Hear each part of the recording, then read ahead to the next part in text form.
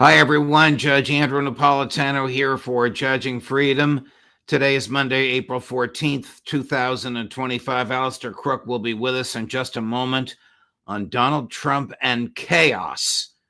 But first, this. While the markets are giving us whiplash, have you seen the price of gold? It's soaring. In the past 12 months, gold has risen to more than $3,000 an ounce. I'm so glad I bought my gold. It's not too late for you to buy yours. The same experts that predicted gold at $3,200 an ounce now predict gold at $4,500 or more in the next year. What's driving the price higher? Paper currencies. All around the world, they are falling in value. Big money is in panic as falling currencies shrink the value of their paper wealth. That's why big banks and billionaires are buying gold in record amounts. As long as paper money keeps falling, they'll keep buying, and gold will keep rising. So do what I did. Call my friends at Lear Capital. You'll have a great conversation, and they'll send you very helpful information. Learn how you can store gold in your IRA tax and penalty free or have it sent directly to your doorstep. There's zero pressure to buy and you have a 100% risk-free purchase guarantee. It's time to see if gold is right for you. Call 800-511-4620, 800-511-4620 or go to LearJudgeNap.com and tell them your friend the judge sent you. Alastair, good day to you, my friend, and welcome here. Before we get to your fascinating analysis of Donald Trump and chaos, let's talk a bit about Benjamin Netanyahu and chaos. How, in your view, how stunned was the Israeli prime minister when he was sitting in the Oval Office next to the American president, who announced that the United States would soon commence direct negotiations with the government of Iran? Yes, he was shocked. He says he knew beforehand, but it seems to me that that's likely not true. He didn't look as if he knew beforehand. His eyes were darting around. He was shocked. Yeah, he was shocked about it, and he's shocked back at home because, according to the Hebrew reports that we've seen, an agreement had already been reached for an attack on Iran between the US and Israel, that the plans were going forward and even a date set for this. And then, so you can imagine this was a shock, yes. You say that Netanyahu was of the view that an agreement had been reached. Did this agreement involve Trump, or might it have been Israel Katz and Pete Hegseth? I can't tell you, but I mean, your friend Ron Dermer was a week in Washington, so I imagine he'd been around everyone that mattered during that time. And then Kurila, the head of CENTCOM, spent a couple of days down in the bunker at the Israeli Ministry of Defense preparing details. But perhaps that was when there was a date set for an attack on Iran. Anyway, you know, for the moment, it's on hold. But I would say to you, you mentioned at the outset, you said, you know, the Trump chaos. And really, you know, I think the Iran outcome is going to depend heavily on precisely this chaos. And what do I mean by that? Why do I am saying the chaos is so important? Because what really spooked Trump during this period, during the time just after he announced his tariffs, according to most of the sort of financial press, was the bond market, not the stock market, but the bond market, the debt market, because that started dropping and yields started rising quite dramatically. And this was upsetting a very delicate trade in the market called the basis trade, which is a sort of very complex, highly leveraged sort of casino bet. And I think Besset was so worried by that he took his airplane and flew down to Mar-a-Lago and said, listen, you've got to start winding us back and got to say there's going to be a moratorium because, if this unravels, if this basis trade unravels, which is about $1 trillion in the market, I mean, we'll be back at 2008 and you'll have a real crisis on your hand. Well, that still continues. And why is it so important was because what happened in that crisis, what was the crucial thing that is going to affect the Ukraine war and is going to affect what happens in Iran, was that just Trump managed to hold together the team. He was very worried at points that, that the chaos, the turmoil in the markets, the sort of anger about what was happening on markets was going to split his team. The team is already split. I mean, it's quite clear that some of the coalition, the Republican coalition that was put together, that has existed so far under Trump, was already fragmenting a little bit. Parts of the Republicans in the Senate were getting very antsy, if you don't mind the expression, but very antsy about what was happening to people's share prices and everything, getting very anxious. What has this got to do with Iran? What has it got to do with Ukraine? Well, a lot. The most important thing for Trump, the absolute key to his position, is about doing this reset of the domestic economy, about the economy, about rebalancing the economy so that when the economy is rebalanced, industrial manufacturing will be regained back in the United States. This is what his supporters want. They want the jobs back from this.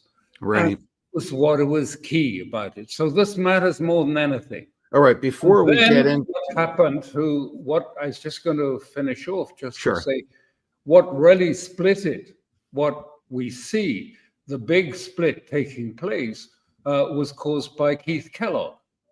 Keith Kellogg came back, presented his plan, and several of the team supported him. His plan, just to be clear, was one that would never be accepted by Russia. It was a very hardline pro-Ukrainian plan that would see areas of responsibility. It is quite clear to me that this reflects input from Starmer and Macron and the Europeans, who, as I think everyone on this program knows, are intent on destroying American normalization with Russia. They don't want it. They want to continue the war till 2030. They want a big war in Europe.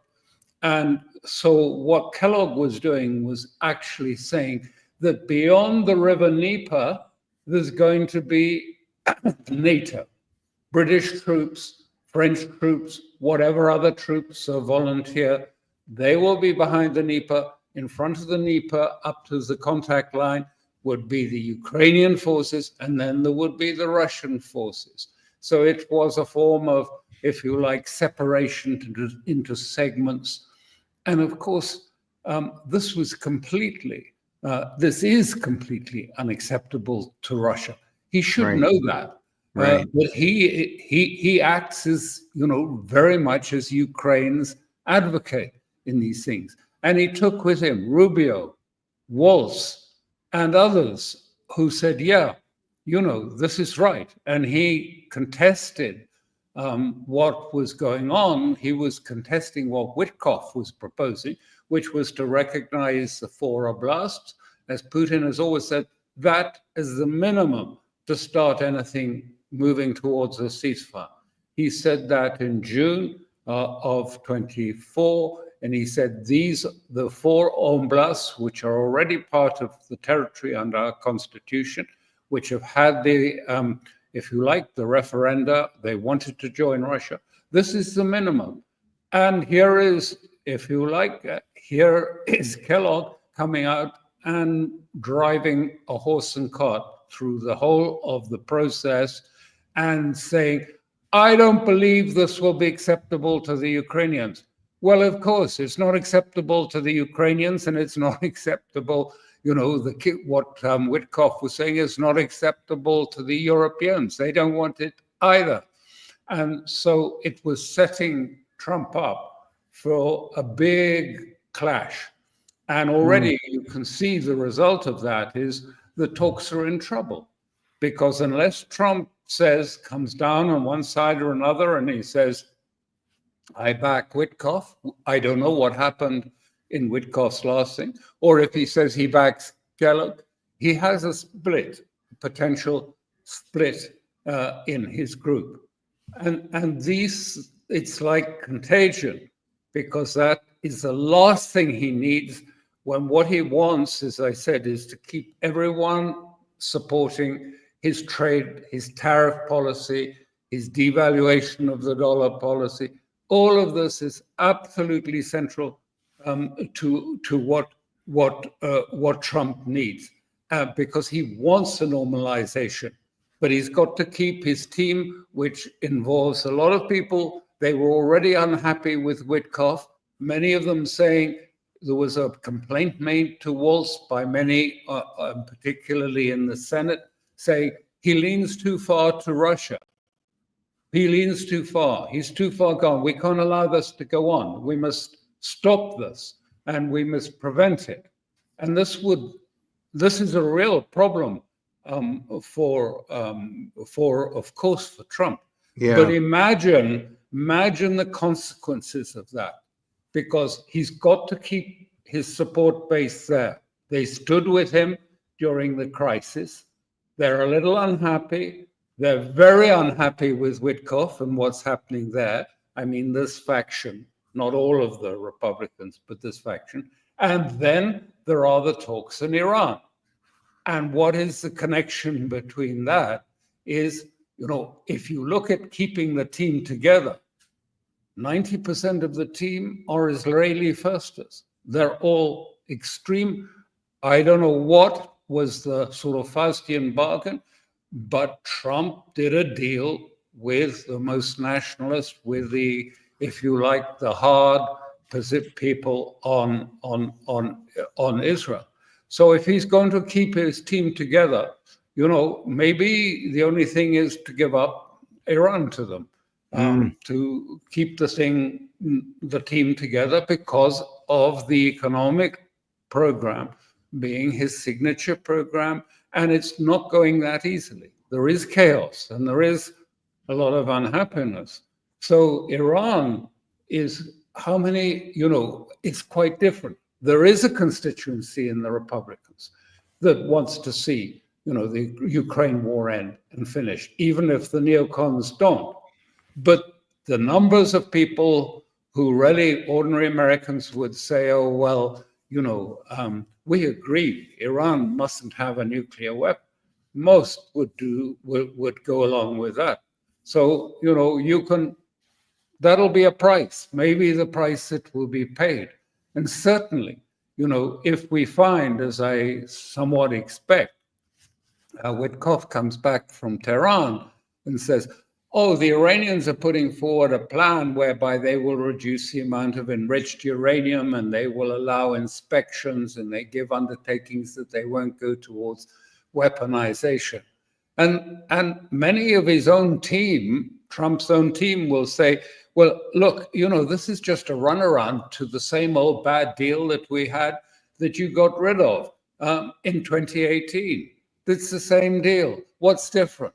Nothing's different with that. We want something more than that. And either it's got to be a Libya solution where we go in and we blow up the whole of the infrastructure of Iran, or we end up having to go to war with Iran. So right. It's a lot very to unpack here. Let me position. stop you, Alastair. There's a lot No. It's a brilliant analysis. There's a lot to unpack here.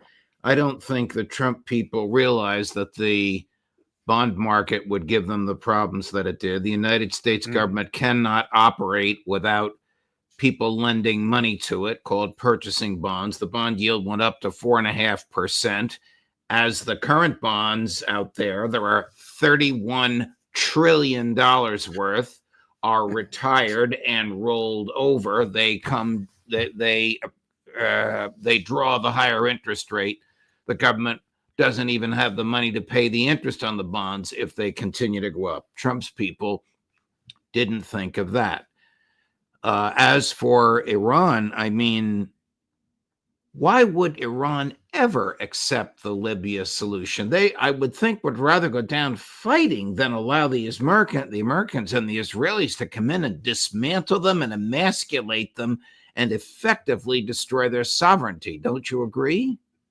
Yes, it would be the end of Iran in the way that we've seen the end of Syria. I mean, it would be such a humiliation that I think then it would be a form of Syria situation could take place.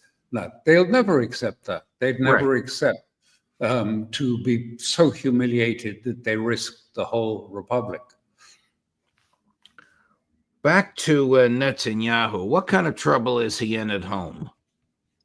Oh, getting deeper and deeper just as we speak.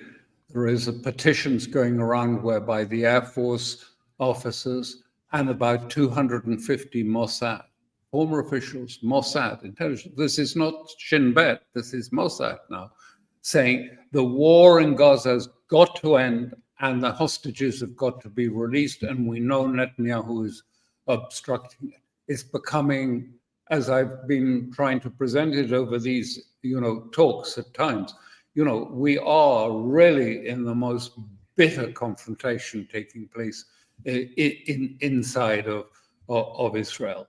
At the moment, Netanyahu is secure, but the bitterness and the sense, reservists are not turning up to serve in the army. They are refusing to serve. There's a big shortfall. There's a great deal of, if you like, tensions about his policy of going back into Gaza again.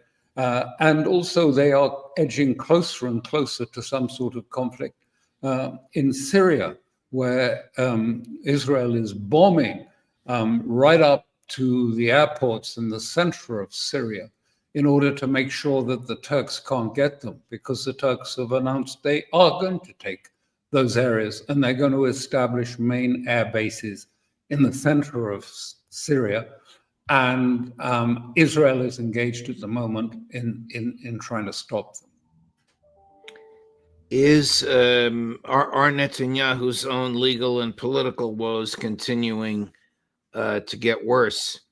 I read an article that you published indicating that members of the Knesset, the hard right members of the Likud party, are actually going into court where Netanyahu was on trial and disturbing the court to the point where they have to be physically escorted from the courtroom. In America, this would result in incarceration, but maybe it's some standard operating procedure in Israel. I don't know.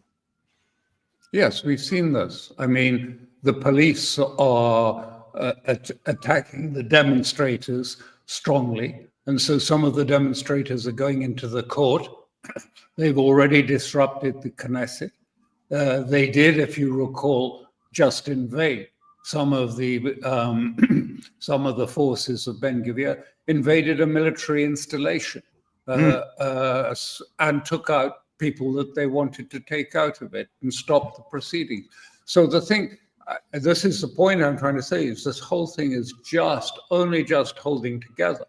And without the support of Trump, I mean, this thing could come apart altogether. So it's only Trump that is holding it together. Netanyahu needs war to stay in power. He needs either to continue the war in Gaza, which isn't a real war, it's just a genocide, or he needs to start a war with Iran with U.S. backing, or both. Yes. The problem for him is the war in Gaza has become so discredited by senior military officers, by security officials, all of them are saying.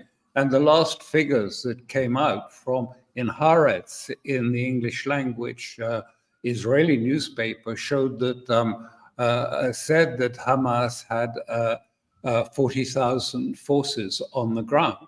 After all of this, that they had 40. This is not me saying that. This is the Israeli statement saying that they estimate it is that they still have 40,000 forces, armed forces, in Gaza.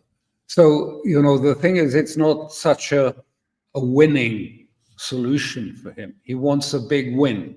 So where can he get a win? Well, Syria is not so great at the moment. Lebanon is complicated, very complicated. So really, Iran is the thing that if he can push Trump towards it. And, what I've been trying to say to you is that I can't see, given, what Trump said when he exited the JCPOA in 2018, he said, this agreement is no good because it doesn't deal with Iran's missiles. It doesn't deal with their weaponization of Hamas and Hezbollah and all of those things. That's why I'm leaving it, and that's why I'm putting sanctions on everybody, including the Europeans who dealt with Iran illegally in the JCPOA. Why the Europeans have now started, if you like, said to the Iranians, Euro 3, who are part of the JCPOA, have said to them, by the end of June, we will trigger sanction snapback on you for failure to stay within the JCPOA limitations. So I think, there will be, I'm sure, quite strong pushback on Trump if, they come back with a proposal which is basically just to revert to the JCPOA, because everything they're saying, it's only about the nuclear program. It's only going to be limiting their ability to move towards a weapon. Well, all of that was in the first JCPOA, which Trump walked out of because it didn't deal with Iran's conventional defense forces and didn't deal with its proxy forces around the world. Right. How were the Trump off again, on again, off again tariffs reviewed by elites in Moscow and elites in Europe? Do they think he knew what he was doing? Do they think he got caught with his pants down over the bond market? Or do they think this is some sort of a technique to negotiate the Grand Reset? No, I think they have a very good idea of what's happened. And I think what you hear is quite clearly out of Moscow. They understand that there are now divisions, quite deep divisions within the sort of the most senior elements of his own team, between those that support Kellogg's really very sort of, shall I say, blinkered and pro-Ukrainian proposal, which sees no concessions by Ukraine whatsoever, and the sort of demand for a sort of immediate ceasefire, and Witkoff and others, who obviously is regarded as someone you can talk to and who's intelligent and very sharp. So where is all this going to lead? So they're, I think, increasingly cautious about the whole process now. I think that's where it's going. They're not only cautious about it, becoming increasingly skeptical, and that's why I think we're seeing the beginnings of a really major Russian advance in Ukraine taking place. The forces are amassing in parts right across the front, and I think Russia is moving to its second option, which is simply to finish off the Ukrainian armed forces in the next period. One wonders. Try and take Trump with them, but I don't know whether he'll feel he's able to go with them because he needs these people. This was the deal. This was the Faustian deal with the most sort of nationalist and Israeli firsters he's got. But the main deal is to change the economic domestic system. And now this is disturbing that support. It's actually more than that. It's put a great, Keith Kellogg has put an absolute spanner in the works. I want to play for you a clip from the president on Air Force One last night, Sunday night, Palm Sunday evening, as he was flying from his home in Florida back to Washington, D.C. And I want to ask you about his repeated statements that the war in Ukraine isn't his war, it's Biden's war. Chris, cut number one. Do you have a reaction to Russia's Palm Sunday attack on Ukraine? I think it was terrible, and I was told they made a mistake, but I think it's a horrible thing. I think the whole war is a horrible thing. I think the war is, for that war to have started, is an abuse of power. You said they made you were told they made a mistake. Do you mean it was unintentional? They made a mistake. I believe it was. Look, you're going to ask them. This is Biden's war. This is not my war. I've been here for a very short period of time. This is a war that was under Biden. He gave him billions and billions of dollars.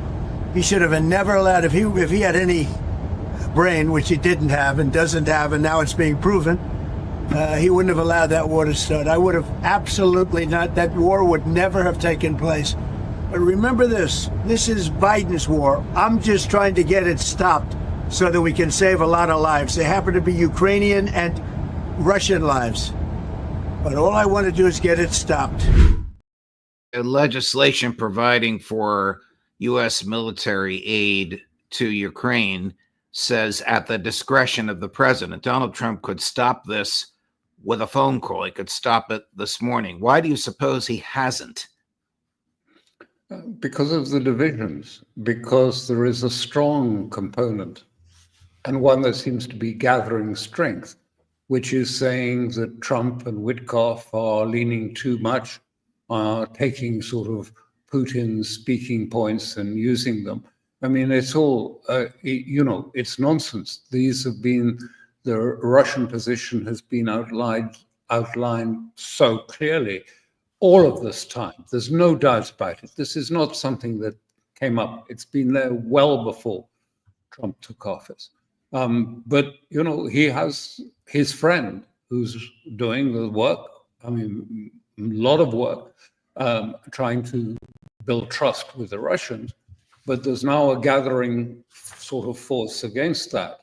And that's why he's trying to distance himself from this and say it's not my war, it's Biden's war, which is something Bannon told him to do from the beginning. Steve Bannon said, you'll end up owning it if you go down the route of supplying it. And that's what Putin has asked for. Specifically, he said, look, if you want to get the thing moving, stop the intelligence sharing, stop giving weapons to Ukraine. Then we can talk about some sort of acceptable administration, UN administration of Ukraine that would allow elections to take place and a new government to form. But so far he doesn't move on those things, and so nor does therefore Russia. And the thing falls into stasis, entropy. Here's what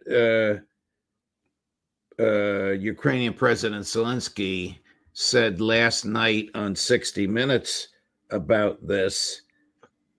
This is Scott Pelley, the 60-minute anchor, doing the translating. Chris, cut number 8. I believe, sadly, Russian narratives are prevailing in the U.S. How is it possible to witness our losses and our suffering, to understand what the Russians are doing, and to still believe that they are not the aggressors, that they did not start this war? This speaks to the enormous influence of Russia's information policy on America, on U.S. politics, and U.S. politicians. Not sure where he thinks he's going to ingratiate himself with the President of the United States with that. Well, the sights, the gun sights were quite clearly pointed at Witkoff. There's no doubt about that. That's the person he claims is too close, who's taking Russian speaking points and delivering them back to Washington. And he's interfering indirectly into the policy making of Trump by this. I imagine, Trump is not a fool. He's smart. I guess he sees this exactly what he's doing, and how, the Europeans, who've been desperate to try and sort of get some sort of token NATO force inside Ukraine, have persuaded Keith Kellogg to go along with this idea and to have them sort of sitting there as a sort of reassurance force for the future. It's a tripwire force, is what they want, because they want the war to go on. Right. Alastair, thank you very much. Boy, we're all over the place today, and I appreciate the breadth of your knowledge and your patience in allowing me to take you from Iran to Ukraine to Israel to American monetary policy. Thank you, my friend. All the best to you. And to you. Thank you. Thank you. And coming up later today at 10 o'clock in the morning, Eastern, Ray McGovern. At 11:30, Larry Johnson. At 1 o'clock, our friend Kevork Almasian, who used to be in Syria but is now elsewhere in the Middle East, will be giving us the latest on Syria. And at 3 o'clock, Scott Ritter, Judge Napolitano for Judging Freedom.